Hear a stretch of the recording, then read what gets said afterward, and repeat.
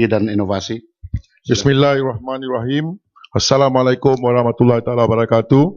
Salam sejahtera. Tuan Yang Di-Pertua, terlebih dahulu ingin saya bagi pihak Kementerian Sains, Teknologi dan Inovasi atau MOSTI mengucapkan terima kasih kepada ahli-ahli yang berhormat yang telah mengambil bahagian dalam perbahasan berkenaan isu-isu di bawah kementerian ini. Kementerian ini semasa titah Seri Paduka Baginda Yang di-Pertuan Agong.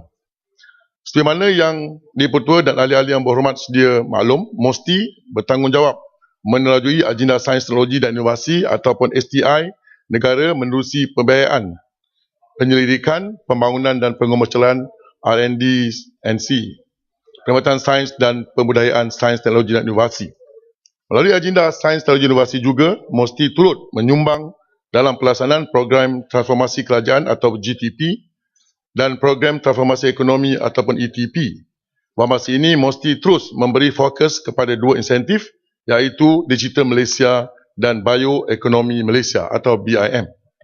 Sebagaimana mandat yang telah diberikan oleh kerajaan dalam bajet 2013, MOSTI akan melalui inovasi inklusif dalam usaha untuk terus meningkatkan pemberdayaan sains teknologi dan inovasi bagi setiap peringkat masyarakat di seluruh negara.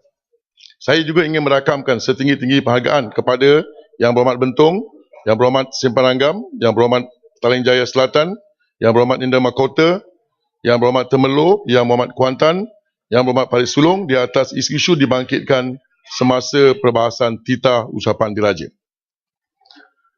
Oleh kerana kebanyakan soalannya berpunca daripada apa yang berlaku di projek Linas Advanced Material Plant ataupun LMP, Tuan Di-Pertua, saya akan menumpukan banyak masa saya untuk menjawab soalan-soalan tersebut.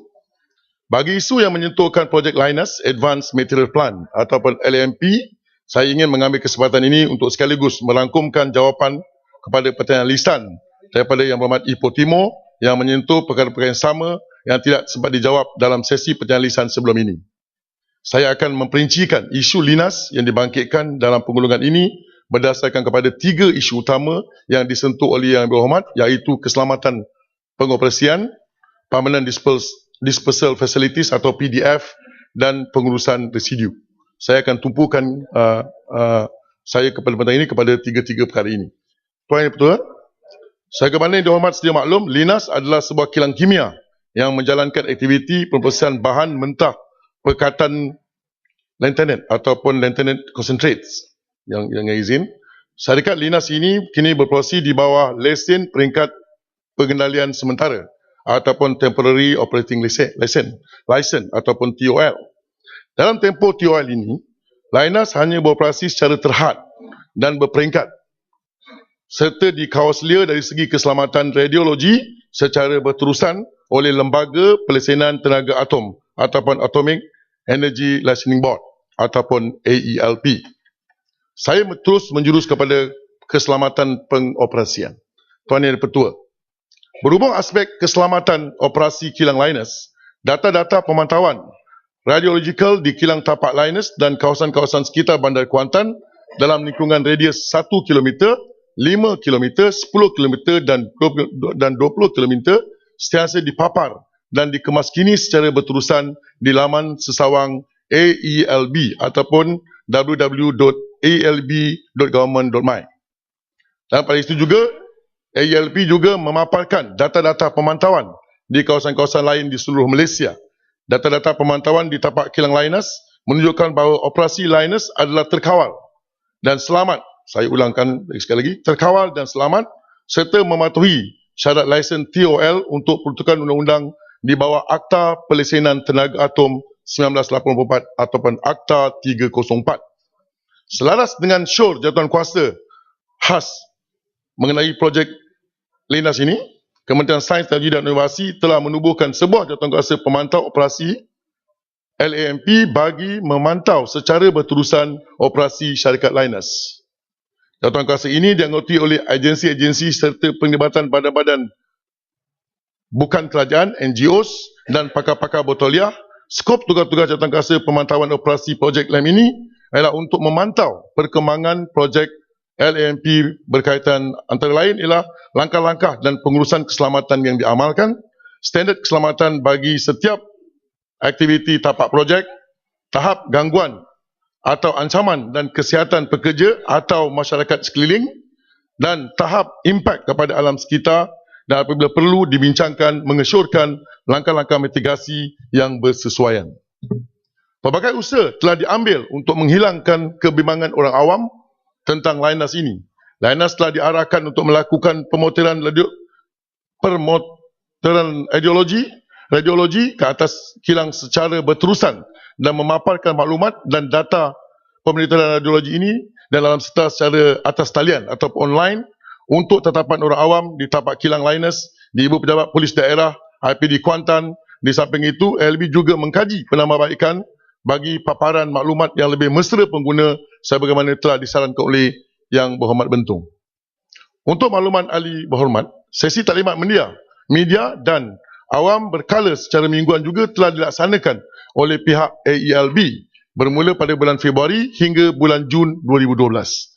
AELB turut mengadakan sesi taklimat kepada kaki-tangan kerajaan persekutuan di negeri Pahang. Kerajaan Pahang yang meliputi Kerajaan Negeri Pahang, Biro Tata Negara, ahli-ahli parlimen, ahli-ahli Don Pahang, Polis Diraja Malaysia Pahang, Hospital Tunku Ampuan Afzan dengan kerjasama Persatuan Perubatan Malaysia atau MMA, dan juga kaki tangan ataupun pelajar IPTA di negeri Pahang dan badan-badan yang bukan kerajaan di negeri Pahang. Sesi taklimat yang telah dijalani itu sememangnya bertujuan untuk mendedahkan kepada pihak-pihak berkaitan termasuklah masyarakat awam tentang segala maklumat berkaitan dengan projek Linus bagi mengelakkan wujudnya tafsiran negatif daripada berbagai pihak ke atas projek berkenaan. Yang kedua, yang kerap dibangkitkan adalah Permanent Disposal Facility atau PDF. Yang Berhormat, bagi saya habiskan dulu. Keselamatan dulu. Tak, bagi saya habiskan ini dulu. Sebab yang ini dah masuk PDF. Keselamatan dulu. Terima kasih, Tan Sri. Yang Berhormat, Timbalan Menteri bercakap berkenaan dengan keselamatan, ya. Dan dikatakan bahawa data pemantauan mengesahkan bahawa ianya terkawal dan selamat. Saya ingin bertanya kepada Yang Berhormat Timbalan Menteri, mengapakah keselamatan, definisi keselamatan itu terhad hanya kepada dari sudut radiasi? Kenapa hanya the radiation aspect ataupun sudut radiasi saja yang diukur? Dan definisi ataupun conclusion, ya, kepada keselamatan itu diukur hanya dari sudut radiasi. Sedangkan Yang Berhormat Timbalan Menteri juga tahu dan saya rasa ramai di antara ahli Yang Berhormat lain tahu bahawa banyak lagi aspek-aspek lain yang harus diukur dari sudut keselamatan. Contohnya dari segi keselamatan kepada kesihatan awam. Bagaimana bahan itu boleh menjejaskan keselamatan awam. Isu internal emitters ataupun radiasi dalaman telah banyak kali saya bangkitkan di dalam Dewan. Ianya ada kesan kepada kesihatan awam, public health. Akan tetapi tidak pernah disebut ataupun dijawab oleh pihak kementerian mana-mana pun. AELB dan MOSTI ialah the lead agency dan bertanggungjawab terhadap keseluruhan isu keselamatan. Jadi saya pohon Yang Berhormat Timbalan Menteri menjelaskan kenapa bila cakap pasal isu keselamatan, cakap pasal sudut radiasi sahaja dan tidak melibatkan sudut-sudut lain. Public health, bagaimana pencemaran itu boleh masuk ke dalam sungai, boleh masuk ke dalam sistem air, minuman dan sebagainya. Kenapa tidak pernah disebut aspek itu? Dan setiap kali kita bercakap tentang isu keselamatan yang lain, ya, dia multifaceted. Ia multifaceted, ya, Timbalan Menteri harap faham. It is multifaceted, not just one facet.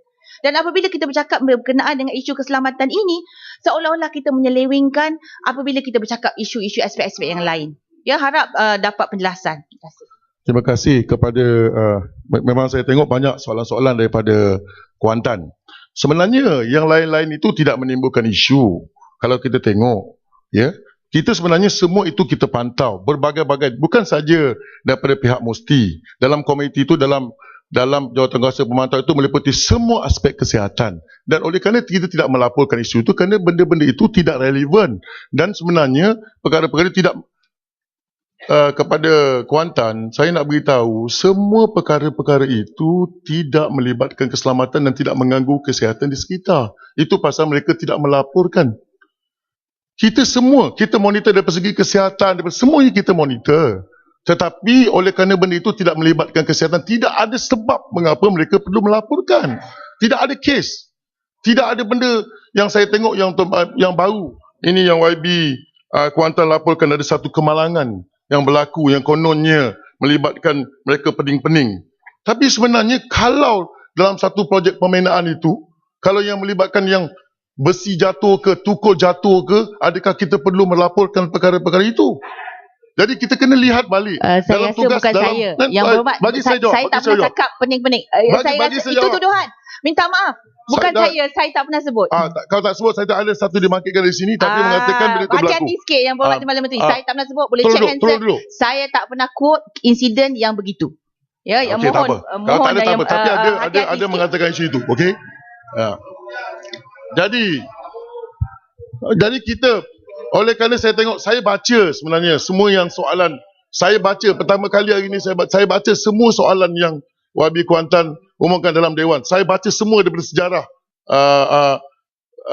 soalan yang YB Kuantan beritahu. Tak ada pertama kali saya tengok hari ini tak nak bercakap pasal radioaktif. Saya baca semua soalan ni. Sebenarnya soalan ni banyak berulang-ulang, tapi saya kena jawab semualah. Kerana saya dah baca soalan tu balik-balik bercerita pasal benda yang sama, benda yang sama. Radioactivity tak sama dengan radiation. Ya, saya tahu. Saya tahu. Saya sentiasa bercakap tentang radioactivity, weight management. Yang berhormat Perdana Menteri, saya tak cakap pasal radiation level. Duduk. Saya rasa you misquote. Please, jangan misquote. Yang berhormat, you are responsible. Yang berhormat Perdana Menteri, you are responsible. Saya tak pernah cakap. Ahli Yang Berhormat, tadi tengah hari saya telah ingatkan kepada Ahli Yang Berhormat bahawa usul yang dibaca tadi pagi, maknanya kalau beginilah tren kita berbahas, sampai sahurlah kita sini. Saya baru dapat notis daripada Jabatan Perdana Menteri, ada 7 menteri yang akan menjawab bagi pihak Jabatan Perdana Menteri. Campur dengan 2 yang belum selesai ini bermakna 9 lagi. Bersahurlah kita sini. Ya betul, tolong exercise control sikit kalau boleh. Saya teruskan. Menteri. Boleh siap balik awal Tan Sri. Saya tidak mau ikut sahur di sini. Tuan Yang Bertuah, LP pada 30 Januari tahun 2012 telah menetapkan bahawa pihak Lynas hendaklah menyediakan plan atau lokasi Permanent Disposal Facilities PDF sebagai salah satu syarat di bawah TOL bagi maksud pengurusan residu dari kilang Lynas di Gebeng dan pada masa hadapan jika perlu. Ini adalah selaras dengan saranan IAEA supaya Lynas memberikan gambaran yang jelas dan lengkap mengenai perancangan pengurusan sisa berkaitan jika ada bagi menjaga serta menjamin keselamatan orang awam dan alam sekitar. Ngobang ini Lynas telah diberi tempoh sehingga 3 Julai 2013 untuk mengemukakan maklumat perancangan dan plan lokasi PDF untuk pertimbangan AELB. Ingin saya nyatakan di sini bahawa Lynas telah pun mengemukakan maklumat perancangan awal berkaitan dengan plan dan lokasi PDF kepada AELB pertama kalinya pada 30 Mac 2011 dan telah dinilai oleh Jawatankuasa Kecil Keselamatan Pengurusan Sisa Pejal Lembaga Pelesenan Atom pada 3 April 2013 dan 16 Mei 2013 yang lalu. Ulasan oleh Jawatankuasa telah dikemukakan kepada pihak Lynas pada 28 Mei 2013 untuk diambil tindakan pembetulan. Lynas telah mengambil tindakan pembetulan dan melakukan penambahbaikan ke atas dokumen berkenaan dan mengemukakan kepada ALB untuk kali keduanya pada 2 Julai 2013. Walau bagaimanapun, dokumen ini tidak dianggap mutamat dan dokumen akan dikemaskini mengikut keperluan. Lynas telah mencadangkan beberapa kawasan yang mempunyai ciri-ciri berpotensi sebagai bakal tapak PDF. Cadangan tersebut sedang dikaji dan diteliti, di mana penilaian rapi akan dilaksanakan oleh Jawatankuasa Kecil Keselamatan Pengurusan Sisa sebelum dikemukakan pada lembaga untuk pertimbangan selanjutnya. Yang ketiga, pengurusan residu. Tuan Yang Di-Pertua. Timbalan Menteri, PDF. Nak bagi saya PDF. Bagi saya habiskan, kata lambat ni. Seterusnya PDF yang Tan Sri yang Di-Pertua. Saya ada panjang PDF. Lagi. Bagi saya habis. Sebab yang selepas ni isu yang lain. Saya akan jawab semua sekali. Tuan, pasal ada banyak masa. Tuan Yang Di-Pertua. Tan Sri, lepas ni bagi saya nak tanya pengurusan pasal residu PDF. pula, isu yang menjadi kebimbangan pihak awam. Yang mencela ini apabila ahli yang sedang berhujah memberi laluan, baru saya kata okey. Kalau yang berhujah dia tak kasih laluan, saya tak boleh kata sila. Bagi pengurusan residu pula, isu-isu yang menjadi kebimbangan pihak awam terdiri pada isu berkaitan risiko dan bahaya radiasi. persetujuan di kemudahan persetujuan residu ataupun residue storage facilities ataupun RSF, penggunaan semula residu, reuse and recycle, PDF dan penghantaran balik residu ke sumber asal, return to source of origin. Isu ini juga telah diambil kira oleh Jawatankuasa Pemilihan Khas Parlimen atau PAC mengenai projek Linus Advanced Material Plant Telam pada tahun 2012 dan sebahagian daripada saranan dan shore 12 hingga 16 yang akan saya baca kemudian PAC adalah khusus bagi menangani isu-isu tersebut. Ingin saya jelaskan di sini bahawa di bawah Akta Pelesenan Tenaga Atom 1984, residu yang dihasilkan oleh projek Linus ini apa juga bentuk mesti mempunyai kandungan uranium dan thorium yang selamat dan mematuhi perundangan kebangsaan serta standard antarabangsa. Untuk itu, residu tersebut tidak boleh dibawa keluar sehingga berada di bentuk yang stabil dan selamat. Penghasilan residu juga adalah secara berperingkat dan terhad serta dikawal sedia secara berterusan oleh agensi penguatkuasaan.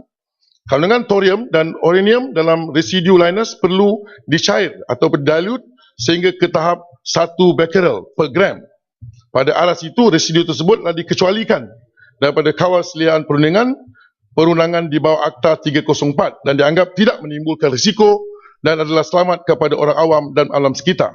Kerajaan pada dasarnya memastikan residu yang dihasilkan dalam tempoh lesen pengoperasian sementara atau TOL ini dibawa keluar dari Malaysia dalam bentuk yang stabil, selamat, yang mematuhi perundangan antarabangsa mengikut amalan terpuji. Sebagaimana yang berhormat sedia maklum, agensi Linus, operasi Linus adalah menghasilkan 3 residu, iaitu water leach purification ataupun WLP, atau nombor 2 neutralized underflow NUF, dan flue gas desulfurization ataupun FGD. Linus telah pun menyediakan kemudahan persetujuan sementara residu storage facilities yang telah disiap dibina di dalam premis kilang Linus. Kemudahan ini mematuhi semua syarat-syarat keselamatan yang ditetapkan di dalam lesen 2OL. Izin saya untuk turut memberikan sedikit penjelasan kepada Dewan Yang Mulia ini berkaitan dengan residu-residu yang dihasilkan oleh Linus. Residu yang dihasilkan daripada penghilangan bahan mentah bagi lime ini ditakrifkan sebagai sisa buangan bahan radioaktif. Mengikut standard antarabangsa, terutama dari Agensi Tenaga Atom International ataupun International Atomic Energy Agency IAEA, residu ini ditakrif sebagai residu industri yang mengandungi bahan radioaktif semula jadi ataupun naturally occurring radioactive material ataupun NORM. Daripada ketiga-tiga residu yang dikeluarkan, 2 residu iaitu FGD ataupun NUF menunjukkan aras keradioaktifan di bawah aras kawalan. Walau bagaimanapun, pengesahan perlu dilakukan melalui pengumpulan data-data secukupnya dan analisa terperinci sebelum dilepaskan kepada kawalan pihak ALB.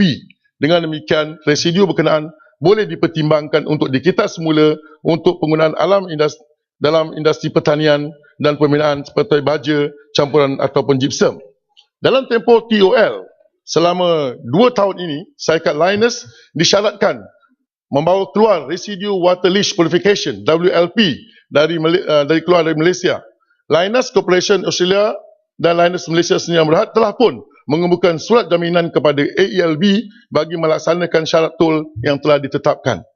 Residu WLP ini perlu ditukarkan kepada satu bentuk yang stabil dan selamat serta mengandungi bahan radioaktif semujadi yang berkepadatan kurang dari 1 becquerel per gram. Perkara ini selaras dengan perundangan Malaysia, standard antarabangsa mengikut amalan terpuji ataupun good practice. Sehubungan dengan itu, pihak Linus sedang menjalankan penyelidikan dan permohonan R&D dengan beberapa institusi penyelidikan tempatan ke atas residu WLP untuk tujuan memproses residu tersebut menjadi bahan yang mempunyai nilai komersial untuk diekspor. Pada 2 Julai 2013, Linus telah mengemukakan hasil laporan R&D mereka bagi menukarkan residu WLP kepada produk komersial yang boleh digunakan sebagai bahan asas bagi membuat jalan atau road base. Laporan ini juga telah sedang diteliti oleh Jawatankuasa Kecil Keselamatan Pengurusan Sisa sebelum dikemukakan kepada lembaga untuk pertimbangan selanjutnya. Kementerian akan memastikan syarat TOL dan lain-lain peraturan di bawah Akta 304 dipenuhi sepenuhnya. Jika sekiranya Linus gagal untuk menyekat keluar Residue Water Lease Purification atau WLP, maka ALB boleh mengambil tindakan untuk menggantung atau membatalkan tol. Pasal kita bagi dia lesen tol, ya, seperti mana diperuntukkan di bawah subsection 22(1)B Akta 304. Silakan. Terima kasih Yang Berhormat Menteri. Jadi yang saya faham bahawa WLP itu akan didilute, dicairkan kepada bawah daripada satu becquerel per gram, yang di mana dia tidak lagi diklasifikasikan sebagai sisa buangan radioaktif. Betul ya Yang Berhormat Timbalan Menteri? Soalan saya, kalau dia sudah Linus ini sudah terikat dengan Akta 304 dan AELB untuk bawa keluar sisa yang sudah pun didilutekan, yang dicairkan ke bawah satu becquerel per gram, saya nak tanya, kenapa perlu ada PDF? Kalau kita dah nak suruh keluar semua sisa tu, kenapa kita perlu ada PDF? Apa rancangan mengadakan PDF? Bukankah ini contradict kepada, kalau dah nak suruh bawa keluar, tak perlu ada PDF lagi? Dia pun penjelasan. Ini soalan ini telah ditanya beberapa kali. Sebenarnya memang kita disyaratkan, untuk membawa keluar semua bahan-bahan itu keluar daripada negara kita selepas dicairkan kepada satu becquerel per gram. Tapi tuan-tuan dan puan, pada masa yang sama, kita juga membenarkan Linus ini membuat kajian R&D. Maknanya adakah produk-produk ini boleh digunakan atau tidak digunakan untuk tujuan menghasilkan produk-produk yang lain. Ya, untuk produk-produk yang lain. Jadi kalau perlu benda itu disimpan untuk guna lain. Kontradik. Timbalan Menteri kontradik. Bukan kontradik. Kita tengok ya. Saya belum explain lagi. Belum explain. Kalau kita letak benda itu untuk dikeluarkan, kita panggil itu adalah sementara. Tapi kalau benda tu dia sekarang ni dalam tujuan untuk membuat R&D. Bermaknanya kalau kita balik, kita tengok. Kalau R&D ni besok boleh menghasilkan produk yang dibenarkan oleh piawaian kita, mungkin kita akan meletakkan untuk dia untuk permanent.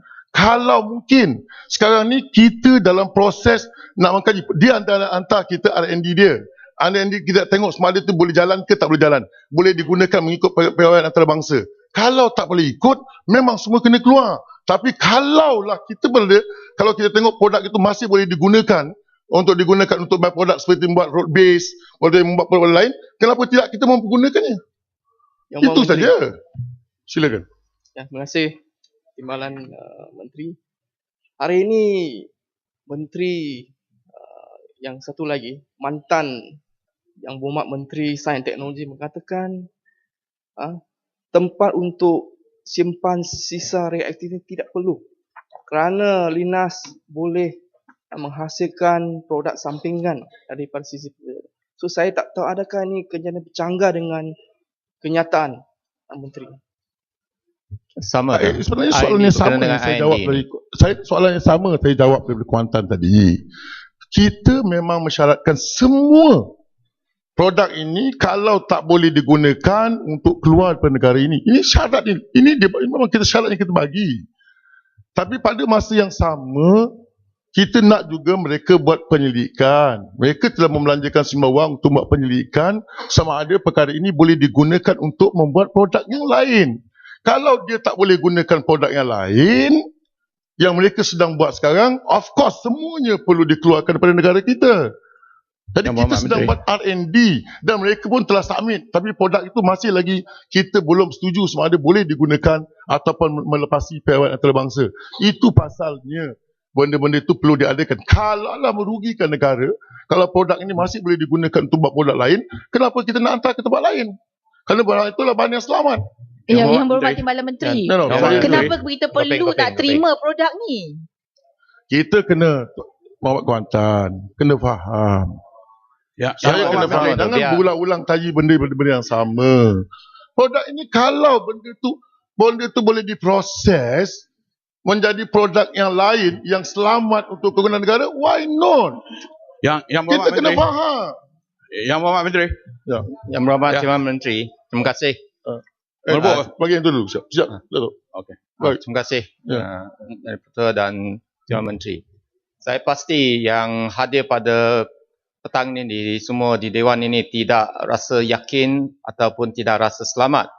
Sekiranya kita biarkan benda yang bakal toksik itu masih tertinggal di tanah air, sedangkan kita menunggu keputusan R&D yang mungkin ambil masa 5 tahun, 10 tahun, 20 tahun ataupun mungkin selama-lamanya pun tidak ada sebarang hasil yang akan ada selepas R&D ini. Bukankah lebih baik kalau buat sementara waktu kita keluarkan hasil itu keluar daripada tanah air dan sementara kita menunggu keputusan R&D. Sekiranya keputusan R&D itu membolehkan hasil itu digunakan di tanah air dan baru kita membenarkan benda toksik itu, sisa itu ditinggalkan.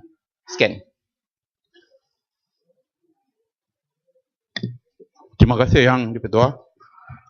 Yang Berhormat Menteri, soal Linus ni dah bincang saya ingat bertahun dah. Ya, jadi saya rasa ada perkara ini yang lebih penting yang mesti kena tanggungjawab. Kena jawab ya. Malaysia telah terlibat dalam industri elektronik sudah hampir 40 tahun. Tetapi masih kurang lagi produk elektronik yang dikeluarkan oleh syarikat-syarikat Malaysia. Jadi mengikut pengurusi Malaysian American Electronic Association, didapati syarikat elektronik Malaysia kurang menghasilkan produk sebab kurangnya aktiviti design and development. Jadi saya ingin tahu sejauh manakah pihak MOSTI mengambil inisiatif bagi meningkatkan aktiviti design and development. Dan saya juga ingin tahu sejauh manakah kejayaan MIMOS dalam soal ini sejak ia ditubuhkan. Menteri, Terima kasih. Siap, boleh. Menteri, saya agak terkejut dengan kenyataan Menteri. Selama ini kerajaan memberi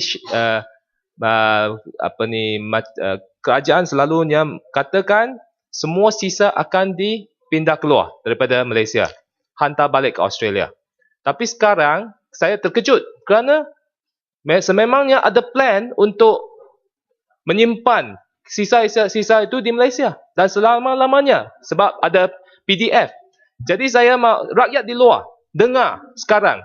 Mereka mahu Linus ditutup sama sekali. Bukan nak tinggalkan proses, hantar keluar, bina PDF, buat R&D. Bukan, ini semua bukan. Sebab kita mahu rakyat di luar, mahu ini terus ditutup sama sekali. YB, saya dah kata tadi. Saya dah jawab tadi. Saya kata PDF ini untuk dilengkapkan proses kalau R&D kita berjaya. Jangan sampai R&D kita dah berjaya baru kita nak buat di facilities. Saya tak kata begitu. Yang saya kata kalau R&D berjaya, sekarang ni dia tengah buat R&D dan tak ada satu pun yang kita simpan. Saya bagi YB, tunggu, saya tak bila. Saya tak habis bercakap. Tarik. YB, tunggu tu. Saya akan bagi laluan. Tunggu, bagi saya cakap. Bukan roti canai bagi saya jawab. Tuan YB tanya benda yang berulang-ulang. Biar saya terangkan. Yang Berhormat Menteri, ya. Kalau perkara itu sudah dijawab, saya dengar tadi perkara Menteri telah menjawab. Ya, okey.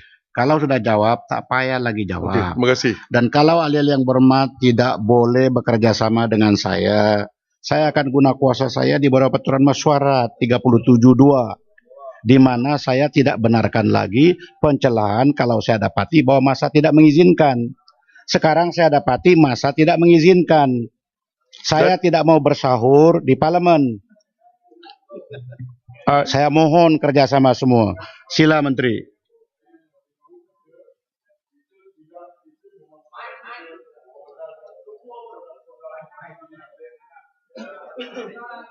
Memang syarat yang kita bagikan, tol yang syarat kita kenakan, semua residu ini perlu dikeluarkan daripada negara ini.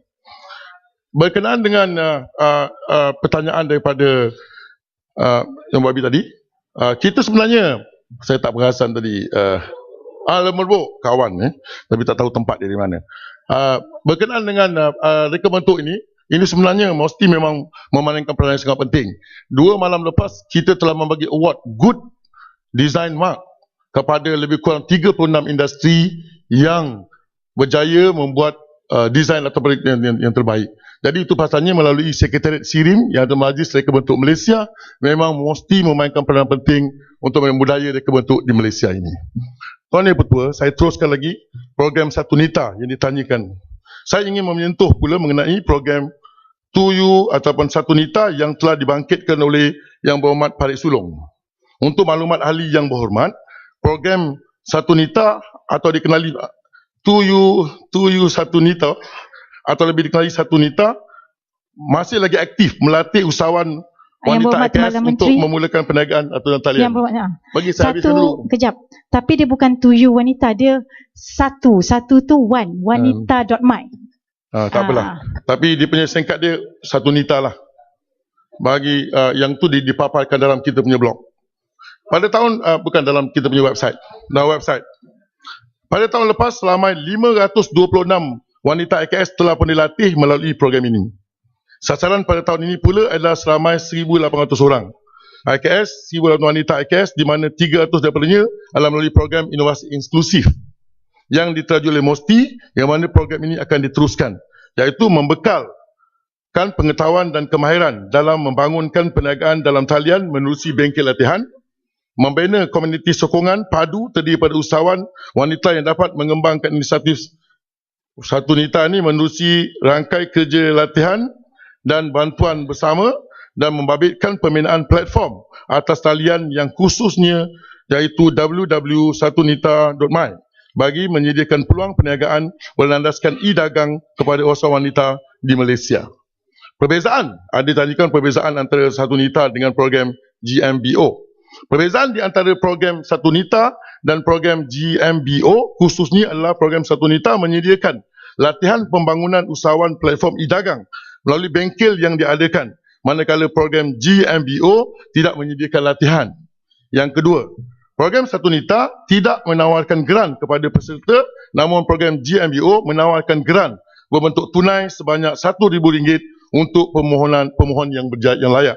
Yang ketiga, pada masa ini program Satu Nita adalah khusus untuk usahawan wanita sahaja berbanding dengan program GMBO yang terbuka pada usahawan mikro tetapi keutamaan diberi kepada usahawan wanita. Dan program Satu Nita mempunyai platform e-dagang khusus untuk usahawan menjalankan perniagaan atas talian iaitu www.wanita.my dan memberikan nama domain .my bagi setiap wanita IKS yang menyediakan program ini berbanding dengan program GMBO yang mensyaratkan pemohon haruslah mempunyai laman sesawang.com.my ataupun .my bagi memasarkan perniagaan mereka selain daripada laman sosial yang digunakan. Namun domain lain seperti .net.my, .org.my, .edu.my boleh juga digunakan. Daripada penjelasan tersebut, apa yang dapat disimpulkan di sini ialah tidak ada berlaku pertindihan di antara program Satu Nita dan GMBO. Program Satu Nita dan Get Malaysian Business Online atau GMBO mempunyai objektif yang berbeza. Program Satu Nita menekankan bengkel latihan berkaitan pembangunan perniagaan atas talian wanita IKS dengan menggunakan alamat internet .my bagi manakala GMBO pula menyediakan geran perniagaan untuk disalurkan terus kepada pemohon yang layak yang mana di antara syaratnya haruslah mempunyai nama domain .my di bawah kategori .com.my, .my, .net.my, .edu.my, .org.my. Maka program Satu Nita berfungsi sebagai pelengkap kepada GMBO di mana peserta yang telah mengikuti bengkel Satu Nita yang telah diadakan telah memenuhi salah satu syarat untuk mendapat pembiayaan geran di bawah program GMBO iaitu usahawan wanita mempunyai nama domain berakhir .my dan laman sesawan yang aktif. Tuan-tuan, saya teruskan untuk penyelidikan pertanyaan berkenaan dengan penyelidikan dan pembangunan. Tuan Yang Dipertua, kegiatan R&D sememangnya memainkan peranan penting dalam melonjakkan ekonomi negara. Menyedari hakikat ini, kerajaan di bawah pimpinan Yang Berhormat Perdana Menteri sentiasa mengutamakan pembangunan sektor R&D. Ahli-ahli Yang Berhormat juga telah sedia maklum bahawa MOSTI juga telah diberi tanggungjawab untuk menguruskan pembiayaan dalam bentuk dana dan geran bagi tujuan meningkatkan pertumbuhan aktiviti pendidikan, pembangunan dan pengomersialan. Dalam tempoh rancangan Malaysia ke-9, 2006 sampai 2010, MOSTI telah menyediakan 16 jenis dana berbentuk geran dengan jumlah keseluruhan peruntukan adalah sebanyak 2.9 bilion merangkumi ketiga-tiga peringkat RD&C. Dana tersebut ditawarkan kepada syarikat PKS, institusi penyelidikan dan institusi pengajian tinggi untuk menjalankan projek RD&C termasuk sektor ICT. Bagi tujuan menyokong dan menggalakkan peningkatan R&D di kalangan penyelidik, institut pendidikan di negara ini, peruntukan ke atas R&D telah bertambah. Dalam bajet 2013, peruntukan R&D telah diluluskan kepada Musti berjumlah 389.5 juta. Jumlah ini adalah lebih tinggi daripada jumlah diperuntukkan pada tahun 2012, iaitu sebanyak 173.6 juta, dan tahun 2011 yang hanya 133.2 juta. Bagi dana Science Fund pula meningkat kepada 100 juta berbanding dengan 50 juta pada tahun 2012. Bagi dana pra-pengomersialan, peruntukan 2013 ialah sebanyak 130 juta berbanding 50 juta pada tahun 2012. Peruntukan bagi dana Commercialization of R&D Funding CRDF bagi tahun 2013 ialah 100 juta berbanding 30 juta pada tahun 2012. Manakala dana Biotechnology Commercialization Funding BCF adalah sebanyak 46.5 juta berbanding dengan 10 juta pada tahun 2012. Bagi saya habiskan, saya nak habiskan. Selain itu, dana bagi R&D untuk bidang sosial turut disediakan oleh Musti. Untuk maklumat ahli yang berhormat, sebanyak 13.8 juta telah diperuntukkan oleh kerajaan dalam tempoh rancangan Malaysia ke-9 bagi membiayai 104 projek R&D bidang sosial. Di dalam rancangan Malaysia ke-10 pula, hingga akhir Ogos 2012, sebanyak 1.9 juta telah diluluskan. 1.9 juta telah diluluskan bagi membiayai sebanyak 16 projek R&D dalam bidang sosial di bawah dana Science Fund. Musti juga merangkumi bidang ekonomi, pengurusan perniagaan sains sosial dan kemanusiaan. Tuan Yang Pertua, saya juga telah disentuh berkenaan dengan penganjuran World Innovation Forum Kuala Lumpur ataupun WIF Kuala Lumpur. World Innovation Forum Kuala Lumpur yang diadakan pada tahun lepas adalah merupakan acara kemuncak, bagi saya habiskan, saya nak habiskan. Dalam masa panjang. Adalah kemuncak tahun Gerakan Sains Inovasi 2012 ataupun SG 2012. World Innovation Kuala Lumpur yang diadakan bertujuan mewujudkan budaya inovasi yang baru dan dianjurkan bersama oleh Musti dan Yayasan Inovasi Malaysia YAM. Ini adalah tetap diteruskan pada tahun 2013. Pada tahun ini, acara ini dijangka berlangsung selama 3 hari bermula 12 hingga 14 November 2013. World WIF Kuala Lumpur ini akan menghimpunkan pakar inovasi serta para cedikawan pengubah dasar pelaksana inovasi di bawah tema The Future We Desire dengan izin. Secara ringkasnya, WIF Kuala Lumpur 2013 mengandungi 3 elemen teras dengan 9 program satelit yang telah diperincikan kelak dalam laman web WIF Kuala Lumpur atau www.wifkualalumpur.com. Untuk saya amat berbesar hati dan ingin menjemput tuan-tuan di-Pertua dan semua ahli-ahli yang berhormat untuk turut serta dalam forum ini agar kesemuanya dapat turut bersama-sama dengan kumpulan pakar inovasi dijemput khas bagi menjayakan acara ini sekaligus turut menyumbang kepada pembudayaan inovasi negara. Tuan Yang Pertua, berkenaan dengan perkhidmatan saintifik pula, dalam usaha untuk menjayakan program transformasi, kerajaan GTP, Musti serta jabatan dan agensi di bawahnya akan terus komited untuk meningkatkan sistem penyampaian perkhidmatan saintifik. Ini termasuk memberikan penekanan kepada aspek ketepatan, kesegeraan dan kualiti tanpa mengabaikan aspek integriti dan profesionalisme bagi memastikan mutu perkhidmatan yang cemerlang dapat diberi kepada semua yang memerlukan. Tuan Yang Pertua, akhir sekali saya sekian saja penjelasan yang hubung yang telah saya bangkitkan yang dibangkitkan oleh Yang Berhormat yang menyentuh bidang kuasa Musti. Bagi mengakhiri pergulungan ini, saya mengucapkan terima kasih atas segala teguran dan saranan ahli Yang Berhormat atas kementerian ini, yang mana semuanya akan memberi perhatian serius dan tindakan yang sewajarnya yang diambil oleh pihak Musti. Sekian, Assalamualaikum warahmatullahi wabarakatuh. Kewangan. Tan Sri Ketua, terlebih dahulu saya ingin mengucapkan terima kasih kepada ahli yang berhormat yang dalam perbahasan kita ucapan Seri Paduka Baginda Tuan Agong telah menyentuh bidang tugas Kementerian Keuangan. Izinkan saya untuk menyentuh perkara yang telah dibangkitkan. Yang berhormat daripada Enggong menyentuh tentang prestasi Bursa Kuala Lumpur di mana kita maklum bahawa Bursa Kuala Lumpur dari segi komposisi indeks telah meningkat melebihi daripada 1,600 yang biasa kita dengar, sekarang sudah sampai kepada 1,752. Antara lain adalah kerana kawasan ASEAN serta Malaysia merupakan kawasan yang membangun dengan pesat berbanding dengan negara Eropah. Kedua, bahawa syarikat-syarikat dalam bursa Malaysia mencatat pertumbuhan pendapatan dengan izin return on investment yang begitu tinggi pada tahun 2012 mencapai